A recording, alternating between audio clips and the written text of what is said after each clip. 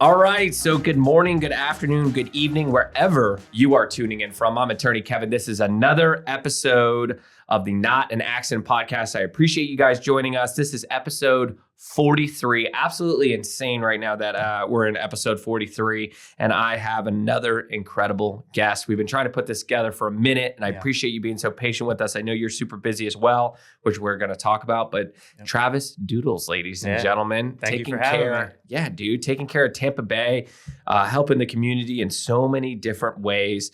Founder of the Worth and Purpose Church and basically community center. Influencer, philanthropist, all around good guy. So we're just going to dive right into it, my man. Okay. How did you just find this calling of serving people? Yeah, it's kind of a crazy story. I mean, I'm originally from New Jersey. Okay. And I did not like most people in Tampa now. Exactly. Yeah. Italian from New Jersey. Yeah. And I did not grow up in church. And so I came down to Florida for college. And that was like the first time I ever met a real Christian. And I went to a Bible study one night after a homeless guy shared the gospel with me. I felt like, really? Yeah, it was crazy. A homeless guy shared the gospel with me. And that was the first time I ever heard it. And I just was like, all right, that's crazy. But then this kid invited me to a Bible study. I just went because I had nothing else to do. And my life was drastically changed from there. So I started this journey with Jesus and just completely rocked my world. Since I didn't grow up in church, when I actually really started having a relationship with God, it was extreme. And I just dedicated my whole life to him and to ministry, and my whole adult life after that, I was trying to figure out what my purpose was inside of that. So I'm a barber, I'm an artist, I'm a videographer, and I'm 20 years in trying to figure out what I'm doing. Mm-hmm. And so I quit everything and I became a personal videographer to a millionaire. And there's nothing wrong with having nice things.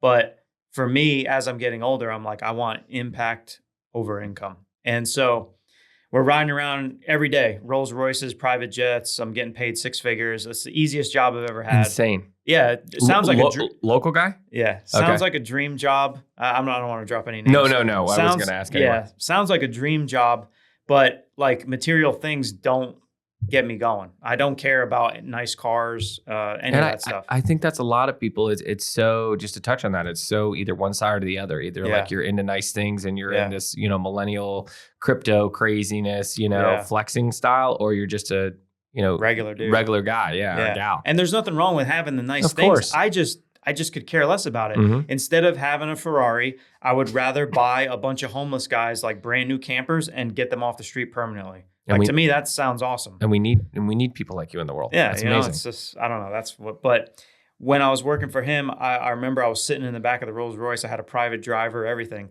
That's wild. And I'm like, man, if I had this guy's money, I'll just give it all away. That's what makes me happy.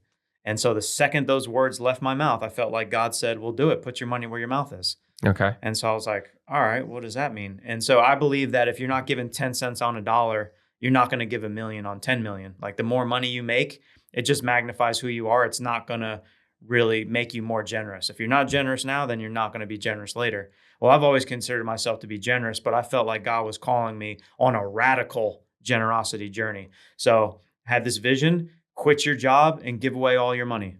Makes no sense on paper. Definitely not financial advice.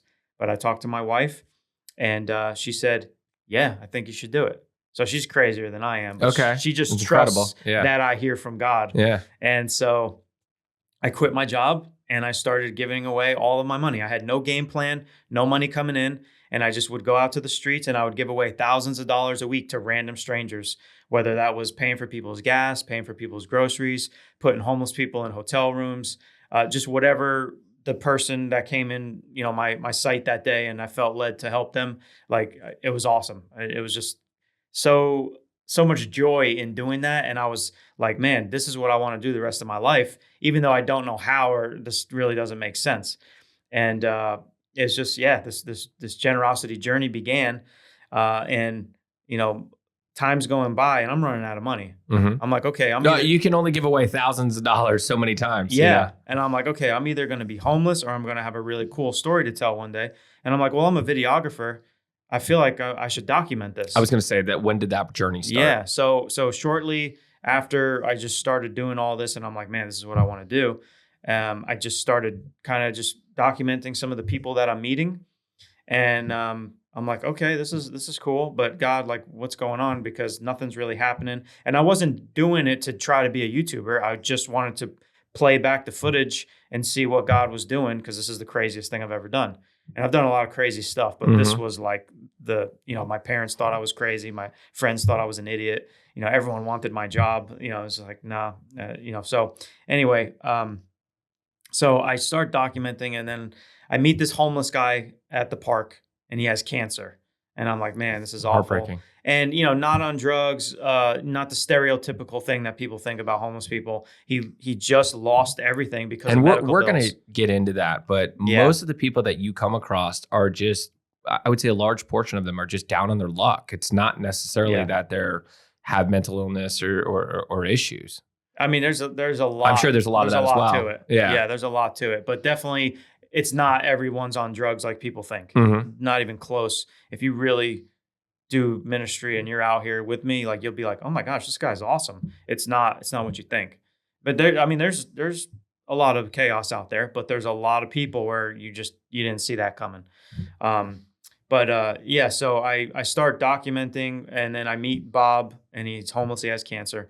And I've seen all these other videos of YouTubers that are like, hey, GoFundMe, let's get this guy off the street. I was like, oh, I just started a nonprofit right in that time, and I'm legit, I'm legal on paper.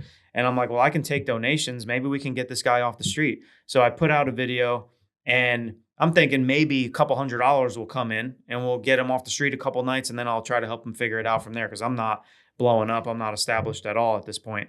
And I wake up the next morning, and the video has 20 million views. Oh my gosh. Yeah. No way. Yeah. So wow. I'm like, oh my gosh. How long ago was this? This was 10 years ago? No, this was only a little over 3 years ago. Oh, wow. Okay. Yeah.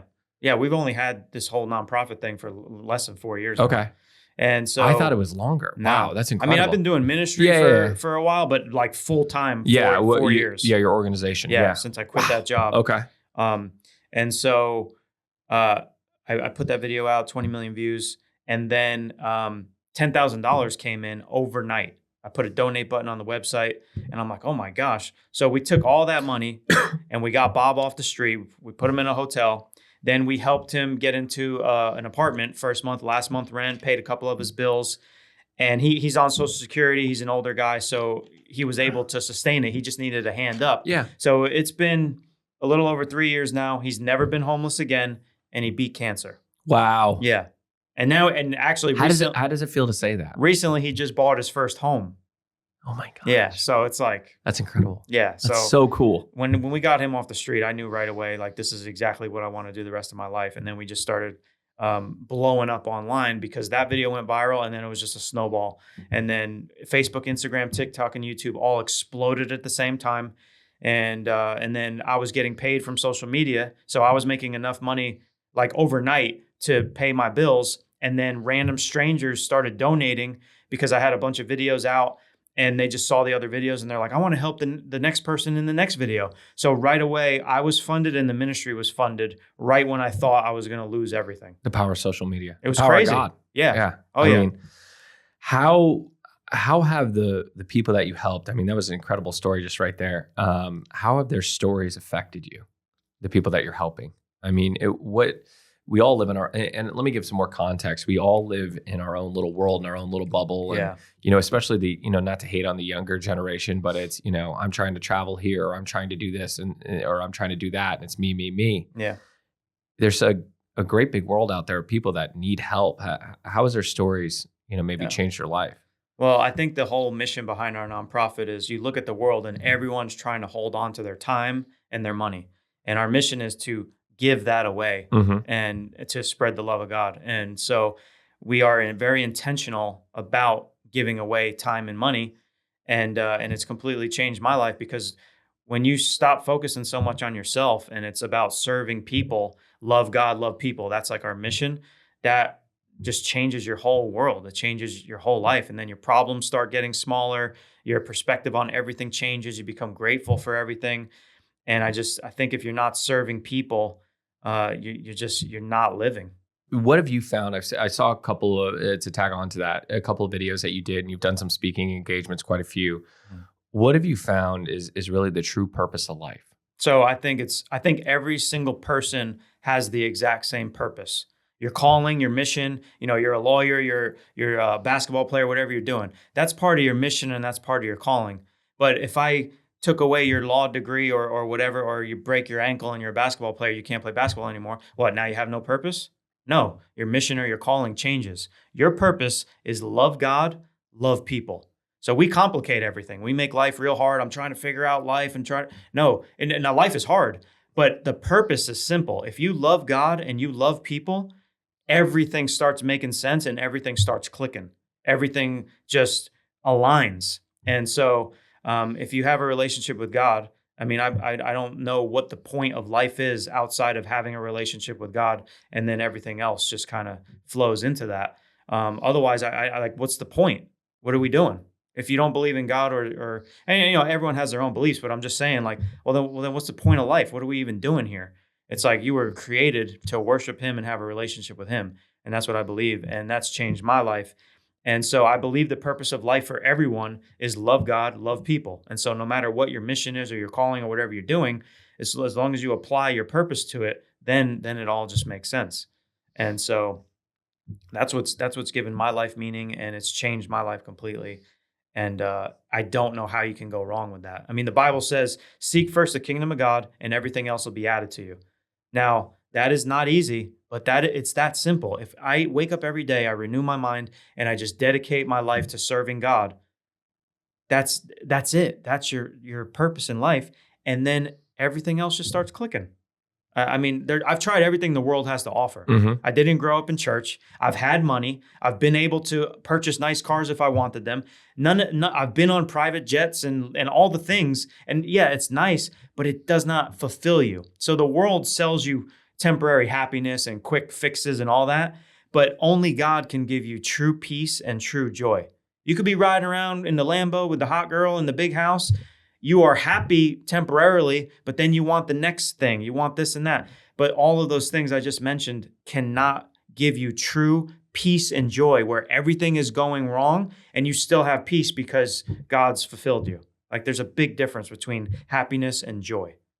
And I can say from my own experience, I've had a great relationship with God. I've never talked about it on the podcast before. I try not to. Well, you're gonna today. Yeah, I'm gonna today. You're gonna learn today. I just try not to ask anything, and I just try to walk with God like he's a friend. Yeah. And I treat him like that, and I treat that relationship, and I try to celebrate my friends, and I try to be there for my friends, and I try to act as a good friend back. And that's been my relationship, since I was young, probably middle school, and was raised Catholic. I was too. Yeah, raised Catholic. Went to a Christian Baptist high school, a Catholic college. We both went to St. Leo. We talked about that a little bit earlier, and then went to a Catholic law school. Yeah. And I can say I've had some pretty surreal experiences in my life, especially at a young age.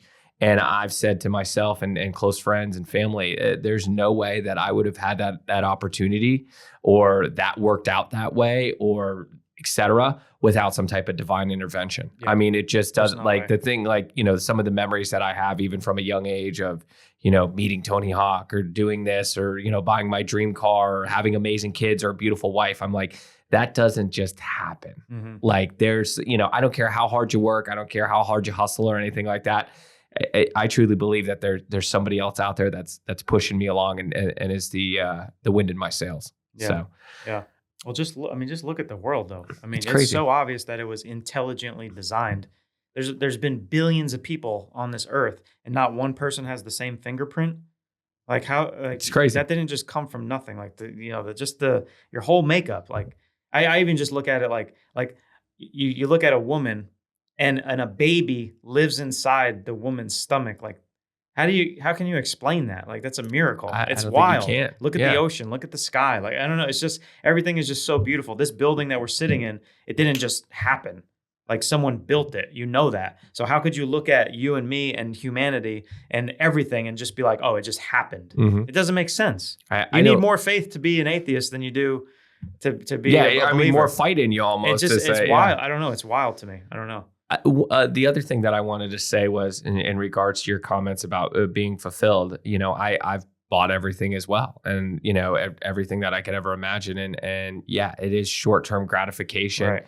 And, I've fallen into the trap personally as well as, buying the next trinket or buying, getting the next client. I love helping people, obviously, or doing this or doing that. And then you talk to somebody like you that has seen what people are going through. And it's like, obviously I'm not going to stop on my mission, but, it's part of my mission should be more philanthropy. And I definitely lack on that. And I'll admit that.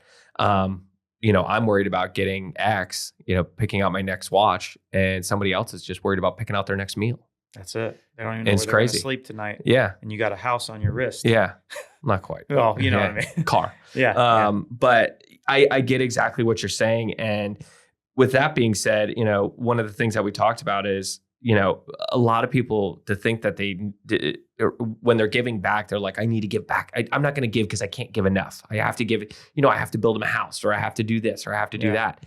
What you're doing is haircuts, dental care, meals, clothes. It's not overly complicated. Yeah. So talk about that. Yeah. Talk about how somebody can make a small impact. Yeah. I think people really overthink it, and they're like, oh, well, I don't have They talk themselves out of it. Yeah. I don't have a lot of money, so I can't help people the way this guy's helping people. And I'm like, when I started out, I started out going to the streets and just kind of emptying out my life savings, giving all my money away. But there was also things that I was doing as far as like, I'll go buy somebody a sandwich. That's pretty simple. Go stop and just talk to somebody. I mean, there's a toxic culture out there in the homeless community where it's like a lot of people just bringing each other down. So you go and you talk to somebody and you speak some life into them. That goes a long way. They don't have anybody. I mean, you surround yourself with people that are entrepreneurs and people that are like go-getters and doing things. And they're surrounded by people in the streets that are kind of just like trying to bring them down. And then you come along and everyone else is walking by them. You learn their name and you start just a conversation and you really like love on them. That goes a long way. And that didn't cost you anything except your time. And then, I believe a lot of people have the means to buy somebody a coffee or a sandwich and just show them that they're loved. That goes a long way. And then as I was blowing up on social media, then more money started coming in. And then I was able to buy like brand new campers and get a homeless guy off the street permanently. That might not happen for everybody because I've been blessed to just have the social media thing that made that happen. But like you can do a lot of small things that don't cost you anything. Instead of you getting Starbucks, take that money and go buy someone a sandwich and just let them know how loved they are. And then watch how much it changes you more than it even helped them. Like it's I don't know. We're just supposed to be here serving people and giving people hope. And it doesn't cost a lot of money. How did that feel, and how does it feel now? I mean, I'm sure you get hundreds of messages a day about how I can help people. Like how does that feel? How do you manage all that energy and all that? What's kind of weird is a lot of people are like, oh, giving back feels so good. They feel fuzzy. But like when you're, and I'm just being real here, when you really, really are doing ministry full time and you're in it and you're dealing with the most broken people and you're dealing with people with addiction and manipulation and all the things. It's not like you go to your little outreach and then, you get someone a sandwich and you're like, oh, this feels good. Like I'm doing life with people. So it's kind of another layer of loving people is not convenient. It's actually really hard. So it's easy to go and just give somebody a sandwich and just be like, oh, make go your on day with better. Your day. Yeah. Which I love that. And I want people to do that. Start somewhere. But when you are really in deep, like it's not so much, man, this feels good. It's first of all, I feel like this is what I'm supposed to be doing. So I've dedicated my whole life to ministry and to people and to trying to change the world the best I can. So it has nothing to do with how I feel anymore. Where it's like, I mean, it feels a lot better to be in a private jet and be in a Rolls Royce compared to some of the stuff that I have to deal with toxic culture and getting taken advantage of and seeing people at their worst. And trying to help someone how get do you through change drug that? addiction. It's really hard. It's really hard. How do you change that view of people? And I guess through social media and introducing their stories, but you've mentioned that 2 or 3 times as far as like the toxic culture. Yeah. How do you change that? Yeah. Or that perception, I guess. One story at a time? So people are going to just think whatever they want to think. They're going to be like, oh, this guy's a bum. He's able-bodied. He can go get a job. Meanwhile, he doesn't know that the guy has had sexual trauma his whole childhood and just couldn't mentally bounce back. Thank God I never had a story like that. I don't know what that's like. Or a guy, I met a guy, oh, he's a bum. Go get a job. He had a business, had a bunch of land, all that. And he got in a motorcycle accident and he was in a coma for 8 months. And when he woke up, guess what? He lost everything. Because when you get in an accident and you don't really have a lot of family, and then you just wake up, guess what? The world doesn't care. Yeah. The bank doesn't care that you're on. back on your mortgage and you lose it. And his house went into foreclosure. He went into a deep depression, started drinking. This was a normal guy like me and you. And he lost everything in a motorcycle accident. And now people look at him like, oh, he's a bum. And he just lost it. Or somebody that I knew, he had a family and they died in a car accident. Oh my gosh. He snapped. Yeah. He lost it. Yeah. Some people cannot handle that. And so it's like you think you're like, oh, he's just a lazy bum. And it's like, no, this guy has a story. Nobody wakes up and just goes to the corner and just says, I just want to sit here and humiliate myself and beg for money. Nobody. But when you get to know people's story, you're like, oh my gosh, I'll never judge somebody again. I didn't know he went through that. And how, the other thing is too, starting over your life without a hand up, not a handout, but a hand up. How are you supposed to get a job without an address? It's hard. Without, it's a cycle. Yeah. I mean, how do you get employment without, right. that basic clean clothes, a collared shirt. I know. People don't think about this. They just see a guy begging and they're like, and it's like, you have no idea what that guy's going through. Yeah. I mean, I don't know what you're going through. Like, we're all going through stuff, but this guy maybe wasn't as mentally strong, or he went through some trauma that you could not handle. And like the funny part is, people, they get judged, and then I like hear their story, and then I just do life with them, and I'm like, these are the strongest people you could ever imagine. Yeah. Because I would be like, I can't sleep outside every night. That's insane. Like, but in this weather right now, 40 degrees, and they are figuring it out, and I'm just like, man, that's a strong person. I mean, if when everyone's talking about like the world ending, and I'm gonna be fighting for food, and I'm like, bro, if the world's ending and like I can't go to Publix, like I'm dead in a week.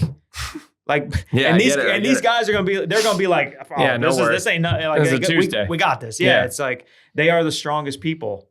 Mentally, physically, like it's just, I don't know. People really, really sleep on how talented they are. Like, I mean, even the church that I have now, we got this homeless guy off the street. He's like the maintenance man of the property now. He built half the house. He did all the drywall. He did the sidewalk. He was a master carpenter for 30 years. And he was homeless. He fell off a roof, broke both of his legs, and lost everything. Hardworking guy.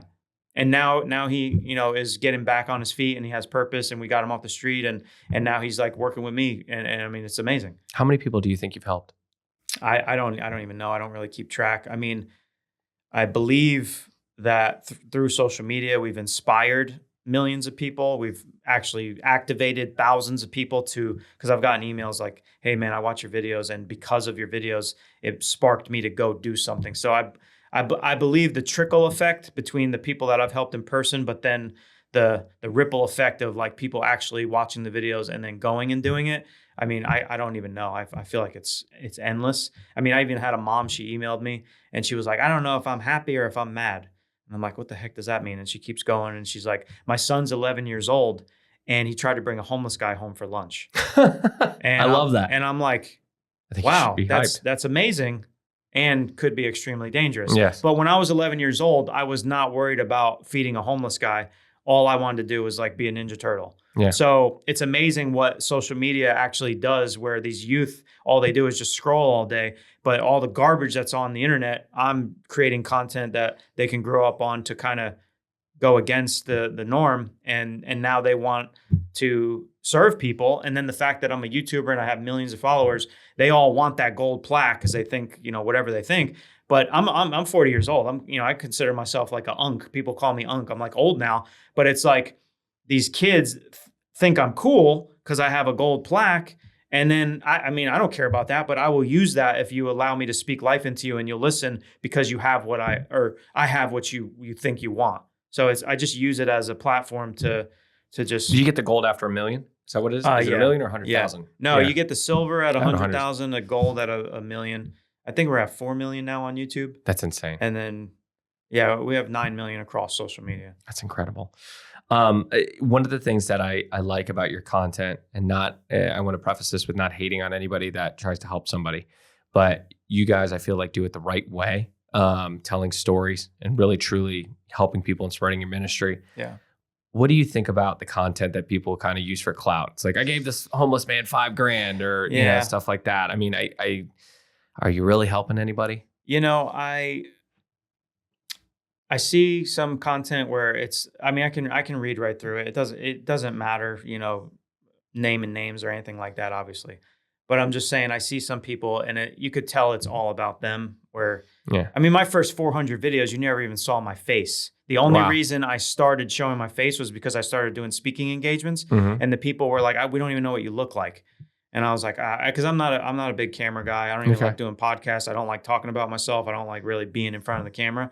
But if I can influence more people and I have to be a public figure now, then whatever. But I don't enjoy the spotlight or anything like that. But I do see a lot of videos where I'm just like, But if it inspires people and the people in the video are getting blessed and all that, that's the only positive way I can look at it. Mm-hmm. But if you want the praise of man, it's a heart posture thing. And if you want that, because there's a lot of people that are like, oh, don't let your left hand know what your right hand is doing. And the Bible says do it in secret. And I'm like, no, it doesn't. The Bible says that, but it was talking to the Pharisees. So if you want the praise of man and you want to be worshiped, that scripture is directed directly at you. That is the context of that scripture, because then in Matthew 5:16, it also says, do your good deeds in public so your Father in heaven gets glory. So show the world what Christians are supposed to be doing. And there's a big difference with the heart posture. So if your heart posture is right, you should be using social media to show what God is doing and doing good deeds and put good into the world, because I believe Jesus would be using social media to spread his message if he was here today, because that's the language of the world. So for people to say you shouldn't use it to do good, well, then what? There's only pornography and fights and garbage on the internet? Like, you should be putting good out there if you have the ability and you have a good heart posture. It needs to be out there. Now that my son's 4, he has an iPad, he has a tablet, and he's going through YouTube and stuff like that. And we immediately had to switch over to the kids version, right? Because it's like so toxic. I'd like look over once or twice or whatever before we finally changed it. I'm like, what the heck are you watching? Like, what is this crap? And we had to put on like the child settings and all that. I thought that was crazy, and I never really even thought much about it until having a child. Yeah, how much nonsense there is on the internet. Yeah. How did the community center of the church come about? So we have an ice cream truck, we have a barber trailer, and we have a pizza van. So all 3 of those vehicles are our mobile outreach tools, and we go out and we love on people, and that's how we've gotten some homeless people off the street. We do massive outreaches. We've served over 20,000 people just out of the ice cream truck alone, and everything is free. It's just, we learn your name, we love you, we just make your day better type of thing. And so I was like, all right, well, we got YouTube, we got all this mobile outreach, but if I die, the whole thing is over, because I'm the guy. I'm the face of it. I'm the YouTuber, all that, and it just ends. Mm-hmm. And I said, if we have an actual location, then I can die and this thing can still go on, and people can come and get served here. People can come and serve here. And it's just like a faith-based community center in the neighborhood that's needed. And I don't have to be there forever, and it'll live on way past me. So that was like the heart behind it, where I want to make disciples and continue to do the mission, even if I die. Because it's not about me. And so once I figured that out, I'm like, all right, we got to get a location, and we got the location. And then I also needed a place to park all these ministry vehicles, because the barbershop got donated, the pizza van got donated. Like, we've just been very fortunate to have amazing people that love what we're doing. and wanted to, be a part of it. And so, limitless free haircuts and pizza and ice cream. It's the best mobile outreach. So we got the property, and then we have a place for all the vehicles, and now we have a place to bring people back to. So now we're throwing huge outreaches. Hundreds of people show up, free haircuts, free clothes, free pizza, free ice cream. I mean, and it's just a huge family barbecue, and it's awesome. And then we built such a huge community in the church or in the neighborhood where I'm like, we have a church. Like, I'm just looking at it. I'm like, we do worship nights here. We do pop-up sermons. We do big events. And I'm like, this is a church. And so we just started doing a service every Wednesday morning. And the thing is doubling in size every single week. No way. And yeah, we're busting at the seams, and I don't know what to do because we outgrew the building before we even really started using it. So outdoor, we have tons of space, but it's like we need a bigger building because God is doing so much there, and it's a good problem to have. But the sustainability factor is something we're trying to figure out financially. Everything. It's there's like so much impact there that it's exploding, and I don't know how to handle it. What does your contingency plan look like, I guess, as far as growing outside of just your personality? How does what's your thoughts there? I mean, well, now that we have this building, and then I'm pretty much gathering an army of volunteers, a team, like people that can really carry this thing without me being there. I mean, the homeless people love me because I'm the ice cream man and I'm the guy that they've been building relationships with. But now I'm bringing all these people on that are part of my team and my army that love people. And now all of the people are like, they're all just falling in love with each other. And it's this huge family. When we do an outreach, it is a huge family barbecue. It's not the rich serving the poor. It's community and people serving people. You got a homeless guy serving a millionaire ice cream. Like, no, there's no other homeless ministry that's doing this the way what I've seen. I don't know. And there's a reason why people don't start homeless churches, because the money's not there. Mm-hmm. Like, the members don't keep the lights on like a normal church.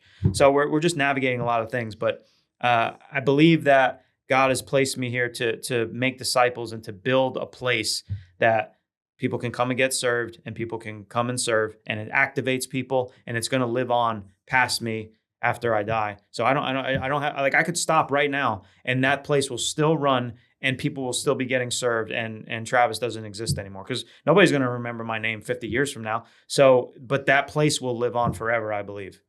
Have you thought about opening centers in other places? I think that there should be one in every single neighborhood. As effective and successful as this one is, this should be a blueprint for every city in America. Because my thing is, going to church on Sunday is not enough. We're Monday through Saturday in the streets, really living this, which I believe the church should be doing. But it's kind of like, let's just have the week off and then like get ready for Sunday type of thing. The American church is its own thing, but it's like we do it all week long, and then we try to send people to church on Sunday. But my thing is, you go back 100 years, the church was in charge of everything. They were the innovation of they were in charge of the music, the fashion, the entertainment, taking care of people. And then we gave entertainment to Hollywood. We gave taking care of people to the government. The American church just gave it all away to the world. And I'm like, nah, we're going to take it back. And so I believe that if you have these little, I call them Jesus factories. That's our mission of what we want to do. What Jesus factories? I have this big vision for a place called the Jesus Factory. But right now, I'm just in the baby Jesus Factory because I don't have money to do the big Jesus Factory. Just in the manger. Yeah. So it's like, that's the vision. If there's Jesus factories everywhere, where it's not a church, but it's a faith-based community center that's doing things that the church is doing. And then all the churches can come together and the nonprofits can come together, because there's some weird church competition where it's like, if you go to that church and you go to that church, we can't really collaborate. And I'm like, but at the Jesus Factory, it's not about a congregation. It's literally just people coming together, and there's no like Sunday service. So there's no competition. So I don't know. That's like a unity kind of strategy that I had, but it's just really hard, and you need money. Like, presenting the gospel the gospel is free. Presenting it is not. Mm-hmm. So it's a lot.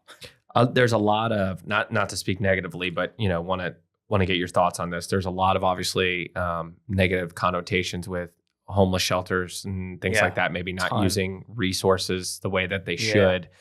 What are your thoughts on that? And how do you rectify that? Obviously, homeless shelters are 100% necessary. There's a lot of homeless people that don't like going to them just because there's a lot of homeless, and this is their words, not mine, but a lot of homeless, they say, well, when I go to the shelter, I kind of feel like I'm back in prison. Like it's dirty, it's dingy, it just looks rough. And the whole system is kind of like hurting people, and it just feels very prison-like. And then when you come to my place, there's murals all over the front, the back, the sides, inside. There's vibrant colors. There's food trucks. Like, it doesn't feel like a homeless ministry. It feels like a place you want to be. So I truly believe that visuals matter, and God is a creative. So I want to do things in a creative way. And so I believe that's a huge part of where we're lacking. This is what I say. Our ministry is care over service. So what you're talking about with those issues is service over care. We're checking the box. You get your 3 meals in a bed. You have everything you need. No, you don't. You need love. You need support. You need color. You need vibrancy. You need to get your life like taken back, instead of just being like, well, this is how it is. Here's your dirty bed and your dirty meal. Like, it's like, well, that's what I was talking about. You got to put care into it, care over service. And then the services are secondary for us. That's what I was talking about with a hand up versus a handout. Yeah. And we need homeless shelters. I'm not, not knocking that by any means, but there's so many people that probably need help that, but it's not giving them a plan, I guess. Right. Like, that was really amazing. The story that you told earlier about getting that person a place for, a couple months. Now he owns a house and things.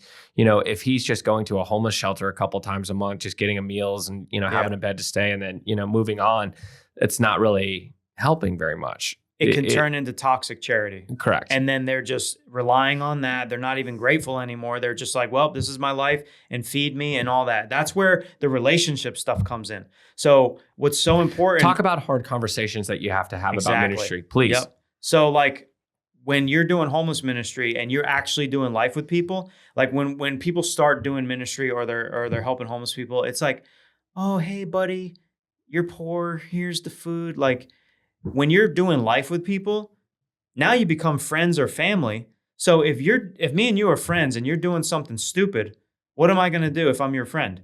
Hey, stop doing this. You're doing something stupid. And, you basically check them. So I've earned the right to speak into people's lives because I'm doing life with them. So if a homeless person is doing something that they shouldn't be doing, I'm not going to say, oh, it's okay, buddy, here's some food.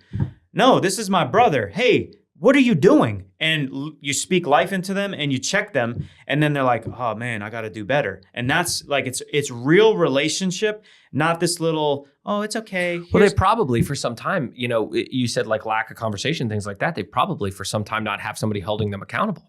There's no accountability in the streets. And that's why the people that really want to be out there, they actually like it out there because there's zero accountability. I ain't paying taxes. I am not listening to nobody. I don't got to go to work. I'll just go get my meal at the homeless shelter and go do whatever I want all day, go smoke, go do like, those are the guys that you're going to love them, but kind of from a distance because they're like, I don't want the help. And I can't help someone that truly doesn't want help. But I meet a lot of people that are like, Travis, can you please help me get off the street?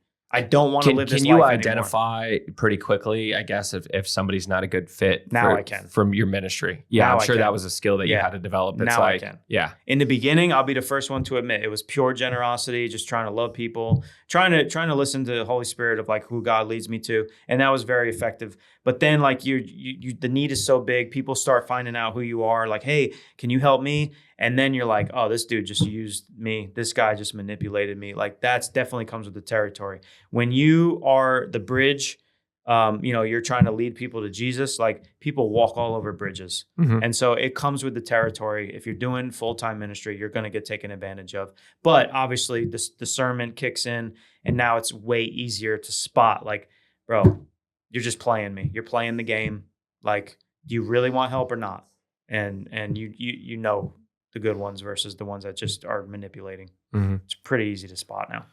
Tell me, and I think it was, and I hope I'm okay with bringing this up. I was watching quite a bit of your content, and you developed a really close relationship with Rhonda. Yeah. My fault. That was beautiful. Yeah. Travis and Rhonda. Yeah, she was the best. Dude. Yeah. I mean, God bless her and rest her soul. What does that feel like, I guess, to have that, the last couple of years, you knowing that you were there for her and her knowing that you were there for her? I know that we gave Rhonda the best couple of years of her life. Mm-hmm. She grew up with insane trauma. She was homeless at like 11 or 13 years old, something crazy like that. So that's trauma, like what, 50 years, 40, 50 years? Trauma, like yeah, trauma as a child. Wow. And when I met her, she was on the sidewalk at Publix and she was suicidal that day. Yeah, she was like, I don't want to live anymore. And I met her and I'm like, just trying to talk to her, speak life into her, offered her groceries. She didn't want any. And then I kind of just left it. I didn't know she was suicidal that day. But then I saw her again the next day. And I asked her again, I'm like, hey, do you want some groceries? I felt like I was supposed to talk to her. And then she's like, well, every time people say that, they never come back. And I'm like, what? Just people play games with people. Yeah. I don't know. It's weird. And so I told her, what I do. And I was like, I could probably get you some help. What do you need? And then we became friends. And she was just this little sweet old lady with no legs. And when I put her story out, the internet exploded and just fell in love with her. And I mean, she has one video with 189 million views. One video alone. Like she was when we used to go out in public, it was like walking like with Kevin Hart or The Rock. Like every single person that we walked by knew who she was and they wanted to take pictures with her. Really? Oh yeah. And so she said before the videos, nobody would touch her with a 10-foot pole. And then after the videos, people were hugging her, wanted to take pictures with her. And like she was the internet's grandma. She became an actual real life celebrity. And she felt love for the first time because all these people were just loving her. And when did she tell you she was suicidal that day? Like a couple months in. Oh, it was a couple months. Yeah, she was like, I'm so glad I met you because when I met you, I didn't want to live anymore. I was suicidal the day I met you. Oh my God. And I was like, what the heck? And then like we gave her the best couple years of her life. She was living in a bus, an abandoned bus, and we remodeled it. We raised like $25,000 and completely just, this bus was nicer than a house. It was so nice. And we just made her whole bucket list come true. Like it was amazing. With everything that's going on in the world, it must give you, I guess, faith, for lack of better terms, that you put out these stories and get such an instantaneous response. Yeah. I'm sure raising money and things like that in a lot of instances for these people, it is pretty quick a lot of times. And it must kind of renew your faith, I would imagine. Well, it's really cool, yeah, because people want to help people. They just don't know how or where to do it. You can give to Red Cross, and I'm not knocking the Red Cross, but I'm just saying, like, they give to Red Cross. When these people give to Red Cross, they have no clue who Red Cross is, if the money's really going anywhere, what, like, the face behind it. When you're a internet, I don't even know what you would say, personality or a person, because I could have called my channel Worth and Purpose. I called it Travis Doodles because I wanted it to be relational and I'm a real person, and people trust people. And so I believe that after so many videos and so much time, people are like, man, Travis is showing us where the money's going. I trust him. He's changed lives and he has a track record. This is real. Like I'm giving my money towards this and I love it, instead of giving to some huge entity that you just don't know. So I think that has helped a lot with relationship there as well. People trust people. What's the future for you and Worth and Purpose? I think that we are at a stage where we are trying to figure out sustainability because social media has changed a lot. So social media does not pay me like it did. Mm-hmm. Shorts fund ran out. I only do shorts. So my payment structure has been slashed by like 90%. So I'm figuring out things financially for myself. It's almost like starting back at the beginning where it's like, okay, have no money coming in, but now we have a ton of overhead and hundreds of people that we're responsible for. God always provides, but I need this. So a homeless church is a community effort. Like I said, they don't keep the lights on, so it's like, I need churches to partner. I need businesses to partner. I need people to come together and make this thing sustainable. And then I'm doing side jobs. Like people don't even know that. They think I'm some rich and famous YouTuber. I'm over here painting a mural, trying to pay my bills. Like people are like, what are you doing? Like, and so just because you have millions of followers, it doesn't always translate to money. I don't really sell anything.